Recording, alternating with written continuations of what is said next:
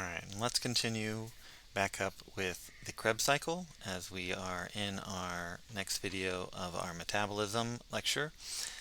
We are in our ATP production and storage section, and this is the second video of that. Here we'll dive into our Krebs cycle. We just finished our acetyl-CoA making, and there's a lot of energy that we can still get from there. Okay, a lot of energy. So the Krebs cycle transfers much of this energy into more of these NAD and FAD electron carriers, right? Because their electron potential to hold is much better. We want to use them later, okay? And this is only going to occur in the mitochondria in eukaryotes, okay? And going back to our endosymbiont theory, where prokaryotes and proto-eukaryotes merged, and the prokaryote ended up working for the eukaryote in the sense that it's now just a glorified machine. It does have its own DNA.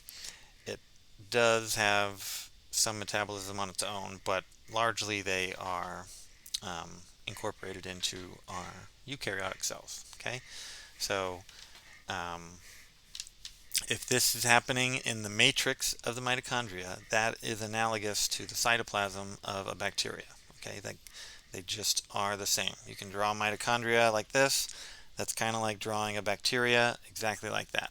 Okay, where and then where does that reaction take place? In the matrix. That matrix is going to be the cytoplasm of a bacteria. Okay, so the Krebs cycle is after the glycolysis and after the transition reaction making acetyl-CoA. Okay, and here we're going to take it and we're going to go in one big cycle here. Okay, and in doing so we will generate all these NADH molecules. Okay, we're going to generate some FAD molecules as well, and we will get back 2 ATPs per step, right? So this is the Krebs cycle, and that is how we get it. So we're going to get 2 molecules of ATP, 2 of FADH2, 6 of NADH, and then we're going to breathe out our carbon dioxide. Okay, so 2 molecules of ATP, but 8 molecules of our electron carriers. Okay, so that's going to come up in just this next slide. What do we do with all these FADH2s and NADHs? Okay, we're going to use our ATP for some other things that we want to do in the body or in the cell. But we're going to use and harness those electron carriers in the electron transport chain. Okay. Again, this is either the mitochondrial matrix or cytoplasm of prokaryote, and this is the plasma membrane of the prokaryote, okay, or the analogous structure in the mitochondria. Okay, and this is what happens is those NADHs donate their electrons, and that electron gets carried down and down and down until the activation energy to get it onto the oxygen is not that much, and it will then pump hydrogen ions into the other space. Okay, and then by pumping those hydrogen ions into that other space, it's going to create the gradient, the concentration gradient of lesser to higher.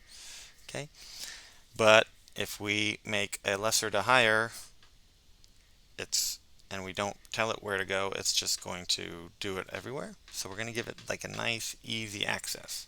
We give it an easy access outside of complex 5 here, also known as ATP synthase. That proton goes down this nice channel, and then that proton going through actually turns a molecular motor. This molecular motor generates ATP. Okay, it's quite wild. Quite wild. Okay, so this is it in a nutshell. Okay, and then you can see all the parts labeled in blue and purple. Okay, bacteria outside the membrane, cytoplasmic membrane, eukaryotes intermembrane space, bacteria cytoplasm, eukaryotes mitochondrial matrix, and then cytoplasmic membrane and mitochondrial cristae. Okay, but the idea is that most of our ATP is made this way. Okay, is by using that proton motive force. Okay, or chemiosmosis. Okay, we are luring that hydrogen down into this tube to generate to turn our motor. Okay, and the analogy I have is the hydroelectric dam. You dam up a river, you get all this potential energy on the storage side, and then you let it out only where you can, generating that energy that turns this motor. Okay, that motor turning makes power. Okay, and then I superimposed the proton motive force over this with the hydrogen ions representing the flow of water. Here's the hydrogen ions. Okay, and then chemiosmosis. The water just wants to flow downhill, right? Those protons do too. And it's going to turn a motor. That motor turns and creates power. Okay, and then we're left with some protons inside also that we'll work with. Alright, so aerobic respiration, you get a lot of ATP from it. When you use the electron transport chain, you get a total of approximately 36 ATPs, give or take. You can have more, you can have less. Most of the time it's less because you're not just making ATP all the time. Okay, so we want to do work, we want ATP, we want to respire. But we have two different options available to us if you don't have oxygen. Okay, we don't have these ideas, but bacteria and other microbes do. Namely fermentation with yeast and some bacteria, and anaerobic respiration with bacteria. So anaerobic respiration differs in the sense that our final electron acceptor is nitrate, sulfate, or carbon dioxide. It is not oxygen, so that's where it differs. And that small change is going to make it not aerobic, and it's also going to make it slightly less powerful than aerobic respiration is. Okay. And then, as I promised, we'd get into fermentation, which makes beer, wine, cheese, bread. Fermentation is pretty important.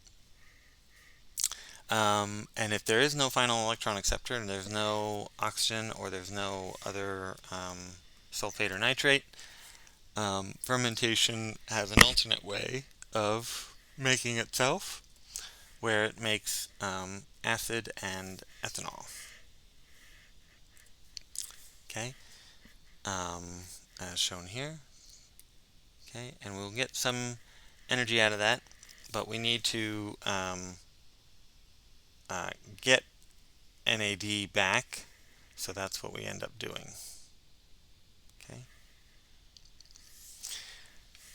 and so fermentation is important in things like yogurt, cheese, like I said, bread, beer. Okay, and then so fermentation does not have the electron transport chain, and ATP is only used up to glycolysis. Everything seems to have glycolysis. That seems to be a founding trait. And then respiration does use the electron transport chain, and most ATP is produced by oxidative phosphorylation.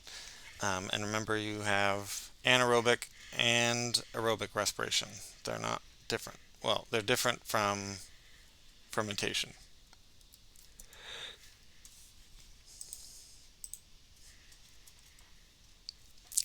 Okay, and so glycolysis makes 2 ATPs. Aerobic respiration will make 36, including those 2. And then the yield depends on the precise nature of the electron transport system and how it has been affected. And then a thought question. You go ahead and pause it after I ask it, but if you're making beer and your yeast are growing well and they're really happy, but they're just not producing alcohol, what is the likely explanation? Okay, and we talked about a few reasons why this could be, and I think I spelled them out even. But go ahead and pause this video, um, and then listen to the answer. All right, so the yeast are growing well because they have oxygen and they have plenty of sugar in the beer base, right? And so they grow and divide. What's going to make them make alcohol is when they start to lose oxygen and they become unhappy, and they'll start to ferment and make alcohol. Okay, so we want to trap the air. Sorry about that. Trap the air on that. All right, and that is our final part of our metabolism lecture. Glad we had that fall right at the end there.